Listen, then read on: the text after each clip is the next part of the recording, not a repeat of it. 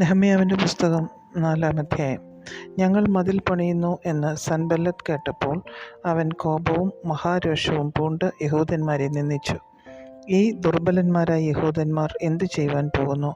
അവരെ സമ്മതിക്കുമോ? അവർ യാഗം കഴിക്കുമോ? ഒരു ദിവസം കൊണ്ട് പണി തീർത്തു കളയുമോ?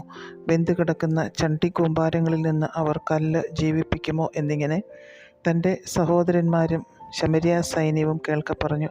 അപ്പോൾ അവൻ്റെ അടുക്കൽ നിന്നിരുന്ന അമ്മോന്യനായ തോബീയാവ്, അവർ എങ്ങനെ പണിതാലും ഒരു കുറുക്കൻ കയറിയാൽ അവരുടെ കന്മതിൽ ഉരുണ്ടു വീഴും എന്ന് പറഞ്ഞു. ഞങ്ങളുടെ ദൈവമേ, കേൾക്കണമേ. ഞങ്ങൾ നിന്ദിതന്മാർ ആയിരിക്കുന്നു. അവരുടെ നിന്നയെ അവരുടെ സ്വന്തം തലയിലേക്ക് തിരിച്ച് പ്രവാസദേശത്തിൽ അവരെ കവർച്ചയ്ക്ക് ഏൽപ്പിക്കണമേ. പണിയുന്നവർ കേൾക്കെ അവർ നിന്നെ കോപിപ്പിച്ചിരിക്കയാൽ അവരുടെ അകൃത്യം മറയ്ക്കരുതേ. അവരുടെ പാപം നിന്റെ മുമ്പിൽ നിന്ന് മാഞ്ഞു പോകുകയും അരുതേ. അങ്ങനെ ഞങ്ങൾ മതിൽ പണിതു. വേല ചെയ്യുവാൻ ജനത്തിന് ഉത്സാഹം ഉണ്ടായിരുന്നതുകൊണ്ട് മതിൽ മുഴുവനും പാതി പൊക്കം വരെ തീർത്തു. യെരുശലേമിൻ്റെ മതിലുകൾ അറ്റകുറ്റം തീർന്നു വരുന്നു എന്നും ഇടിവുകൾ അടഞ്ഞു തുടങ്ങിയെന്നും സൻബല്ലത്തും തോബീയാവും അരാബ്യരും അമ്മോന്യരും അസ്തോദ്യരും കേട്ടപ്പോൾ അവർക്ക് മഹാകോപം ജനിച്ചു. യെരുശലേമിൻ്റെ നേരെ ചെന്ന് യുദ്ധം ചെയ്യേണ്ടതിന്, അവിടെ കലക്കം വരുത്തേണ്ടതിനും അവർ ഒക്കെയും ഒന്നിച്ചുകൂടി കൂട്ടുകെട്ടുണ്ടാക്കി. ഞങ്ങളോ ഞങ്ങളുടെ ദൈവത്തോട് പ്രാർത്ഥിച്ചു. അവരുടെ നിമിത്തം രാവും പകലും കാവൽക്കാരെ ആക്കേണ്ടി വന്നു. എന്നാൽ യഹൂദ്യർ ചുമട്ടുകാരുടെ ശക്തി ക്ഷയിച്ചു പോകുന്നു. കല്ലും മണ്ണും ഇനിയും വളരെ കിടക്കുന്നു. ആകയാൽ മതിൽ പണിവാൻ നമുക്ക് കഴിയുകയില്ല എന്ന് പറഞ്ഞു. ഞങ്ങളുടെ ശത്രുക്കളോ, നാം അവരുടെ ഇടയിൽ ചെന്ന് അവരെ കൊന്ന് പണി മുടക്കുന്നതുവരെ അവർ ഒന്നും അറിയുകയും കാണുകയും അരുത് എന്ന് പറഞ്ഞു. അവരുടെ സമീപം പാർത്ത യഹൂദന്മാർ പല സ്ഥലങ്ങളിൽ നിന്നും വന്നു. നിങ്ങൾ ഞങ്ങളുടെ അടുക്കൽ വരുവിൻ എന്ന് 10 പ്രാവശ്യം ഞങ്ങളോട് അപേക്ഷിച്ചു.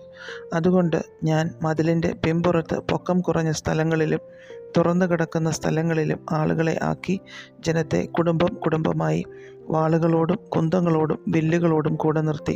ഞാൻ നോക്കി എഴുന്നേറ്റ് നിന്ന് പ്രഭുക്കന്മാരോടും പ്രമാണികളോടും ശേഷം ജനത്തോടും, നിങ്ങൾ അവരെ പേടിക്കേണ്ട. വലിയവനും ഭയങ്കരനുമായ കർത്താവിനെ ഓർത്ത് നിങ്ങളുടെ സഹോദരന്മാർക്കും പുത്രന്മാർക്കും പുത്രിമാർക്കും ഭാര്യമാർക്കും വീടുകൾക്കും വേണ്ടി പൊരുതുവിൻ എന്ന് പറഞ്ഞു. ഞങ്ങൾക്ക് അറിവ് കിട്ടിപ്പോയെന്നും ദൈവം അവരുടെ ആലോചനയെ നിഷ്ഫലമാക്കിയെന്നും ഞങ്ങളുടെ ശത്രുക്കൾ കേട്ട ശേഷം ഞങ്ങളെല്ലാവരും മതിലിങ്കൽ താന്താൻ്റെ വേലയ്ക്ക് മടങ്ങിച്ചെല്ലുവാനിടയായി. അന്ന് മുതൽക്ക് എൻ്റെ ഭൃത്യന്മാരിൽ പാതിപേർ വേലയ്ക്ക് നിന്ന് പാതിപേർ കുന്തവും പരിചയും വില്ലും കവചവും ധരിച്ച് നിന്നു. മതിൽ പണിയുന്ന എല്ലാ യഹൂദന്മാരുടെയും പുറകിൽ പ്രഭുക്കന്മാർ നിന്നു. ചുമടെടുക്കുന്ന ചുമട്ടുകാർ ഒരു കൈകൊണ്ട് വേല ചെയ്യുകയും മറ്റേ കൈകൊണ്ട് ആയുധം പിടിക്കുകയും ചെയ്തു. പണിയുന്നവർ അരയ്ക്ക് വാൾക്കെട്ടിയും കൊണ്ട് പണിതു. എന്നാൽ കാഹളം ഊതുന്നവൻ എൻ്റെ അടുക്കൽ തന്നെ ആയിരുന്നു. ഞാൻ പ്രഭുക്കന്മാരോടും പ്രമാണികളോടും ശേഷം ജനത്തോടും, വേല വലിയതും വിശാലമായതും ആകുന്നു. നാം മതിലിന്മേൽ ചിതറി തമ്മിൽ അകന്നിരിക്കുന്നു. നിങ്ങൾ കാഹളനാദം കേൾക്കുന്നിടത്ത് ഞങ്ങളുടെ അടുക്കൽ കൂടിക്കൊള്ളുവിൻ. നമ്മുടെ ദൈവം നമുക്ക് വേണ്ടി യുദ്ധം ചെയ്യും എന്ന് പറഞ്ഞു.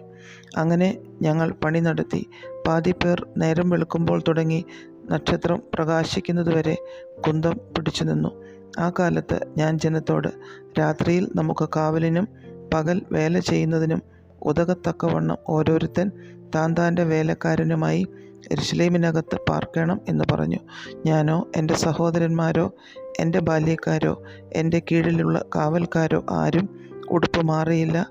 കുളിക്കുന്ന സമയത്ത് കൂടെയും ആയുധം ധരിച്ചിരുന്നു. അധ്യായം 5. ജനവും അവരുടെ ഭാര്യമാരും യഹൂദന്മാരായ തങ്ങളുടെ സഹോദരന്മാരുടെ നേരെ വലിയ നിലവിളി കൂട്ടി. ഞങ്ങൾ ഞങ്ങളുടെ പുത്രന്മാരും പുത്രിമാരുമായി പല രാഗ കൊണ്ട് ഞങ്ങളുടെ ഉപജീവനത്തിന് ധാന്യം വേണ്ടിയിരിക്കുന്നു എന്ന് ചിലരും, ഞങ്ങളുടെ നിലങ്ങളും മുന്തിരിത്തോട്ടങ്ങളും വീടുകളും പണയമെഴുതി ഈ ദുർഭിക്ഷകാലത്ത് ധാന്യം വാങ്ങേണ്ടി വന്നിരിക്കുന്നു എന്ന് ചിലരും, രാജഭോഗം കൊടുക്കേണ്ടതിന് ഞങ്ങൾ നിലങ്ങളിന്മേലും മുന്തിരിത്തോട്ടങ്ങളിന്മേലും പണം കടം മേടിച്ചിരിക്കുന്നു. ഇപ്പോഴോ ഞങ്ങളുടെ ദേഹം ഞങ്ങളുടെ സഹോദരന്മാരുടെ ദേഹത്തെപ്പോലെയും ഞങ്ങളുടെ മക്കൾ അവരുടെ മക്കളെപ്പോലെയും ആകുന്നുവെങ്കിലും ഞങ്ങൾ ഞങ്ങളുടെ പുത്രന്മാരെയും പുത്രിമാരെയും ദാസ്യത്തിന് കൊടുക്കേണ്ടി വരുന്നു. ഞങ്ങളുടെ പുത്രിമാരിൽ ചിലർ അടിമപ്പെട്ടു പോയിരിക്കുന്നു. ഞങ്ങൾക്ക് വേറെ നിർവാഹമില്ല. ഞങ്ങളുടെ നിലങ്ങളും മുന്തിരിത്തോട്ടങ്ങളും അന്യാധീനമായിരിക്കുന്നു എന്ന് വേറെ ചിലരും പറഞ്ഞു. അവരുടെ നിലവിളിയും ഈ വാക്കുകളും കേട്ടപ്പോൾ എനിക്ക് അതികോപം വന്നു. ഞാൻ എൻ്റെ മനസ്സുകൊണ്ട് ആലോചിച്ച ശേഷം പ്രഭുക്കന്മാരെയും പ്രമാണികളെയും ശാസിച്ചു. നിങ്ങൾ ഓരോരുത്തൻ താൻ്റെ സഹോദരനോട് പലിശ വാങ്ങുന്നുവല്ലോ എന്നവരോട് പറഞ്ഞു. അവർക്ക് വിരോധമായി ഞാൻ ഒരു മഹായോഗം വിളിച്ചുകൂട്ടി.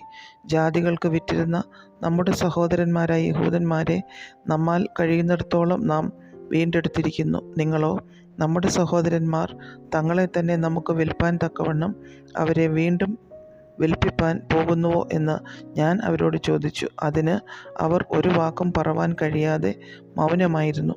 പിന്നെയും ഞാൻ പറഞ്ഞത്, നിങ്ങൾ ചെയ്യുന്ന കാര്യം നന്നല്ല. നമ്മുടെ ശത്രുക്കളായ ജാതികളുടെ നിന്ന ഓർത്തിട്ടെങ്കിലും നിങ്ങൾ നമ്മുടെ ദൈവത്തെ ഭയപ്പെട്ട് നടക്കേണ്ടതല്ലയോ?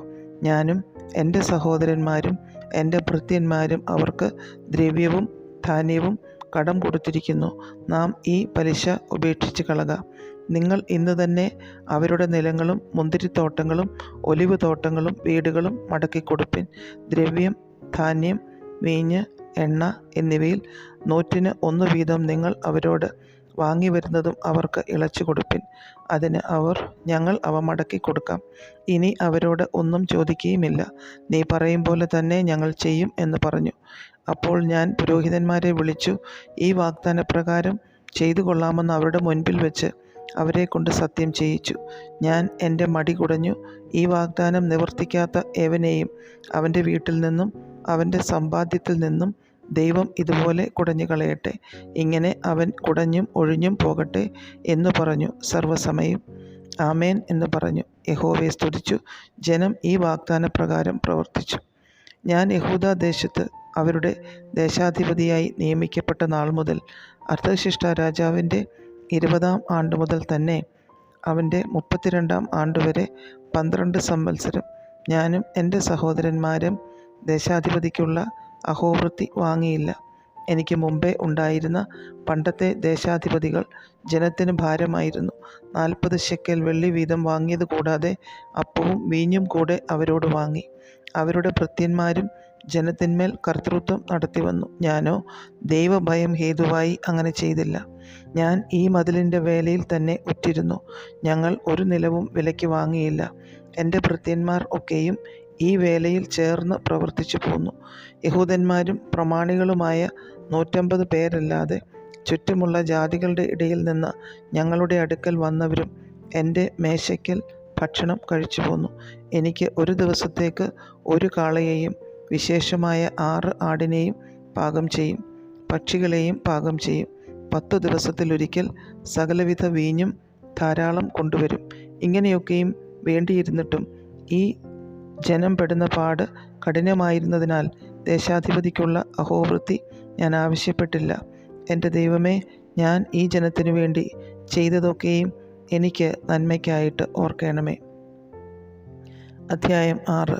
എന്നാൽ ഞാൻ മതിൽ പണിതു. ആ കാലത്ത് പടിവാതിലുകൾക്ക് കതകുകൾ വെച്ചിരുന്നില്ലെങ്കിലും അറ്റകുറ്റം ഒന്നും ശേഷിപ്പില്ലെന്ന് സൻബല്ലത്തും തോബിയാവും അരാബ്യനായ ഗേശമും ഞങ്ങളുടെ മറ്റു ശത്രുക്കളും കേട്ടപ്പോൾ സൻബല്ലത്തും ഗേശമും എൻ്റെ അടുക്കൽ ആളയച്ചു. വരിക, നാം ഓനോ സമഭൂമിയിലെ ഒരു ഗ്രാമത്തിൽ യോഗം കൂടുക എന്ന് പറയിച്ചു. എന്നോട് ദോഷം ചെയ്യുവാനായിരുന്നു അവർ നിരൂപിച്ചത്. ഞാൻ അവരുടെ അടുക്കലേക്ക് ദൂതന്മാരെ അയച്ചു. ഞാൻ ഒരു വലിയ വേല ചെയ്തു വരുന്നു. എനിക്ക് അങ്ങോട്ട് വരുവാൻ കഴിവില്ല. ഞാൻ വേല വിട്ട് നിങ്ങളുടെ അടുക്കൽ വരുന്നതിനാൽ അതിന് മിനക്കേട് വരുത്തുന്നത് എന്തിന് എന്ന് പറയിച്ചു. അവർ 4 പ്രാവശ്യം ഇങ്ങനെ എൻ്റെ അടുക്കൽ ആളയച്ചു. ഞാനും ഈ വിധം തന്നെ മറുപടി പറഞ്ഞയച്ചു. സൻബല്ലത്ത് അങ്ങനെ തന്നെ 5-ാം പ്രാവശ്യം തൻ്റെ ഭൃത്യനെ തുറന്നിരിക്കുന്ന ഒരു എഴുത്തുമായി എൻ്റെ അടുക്കൽ അയച്ചു.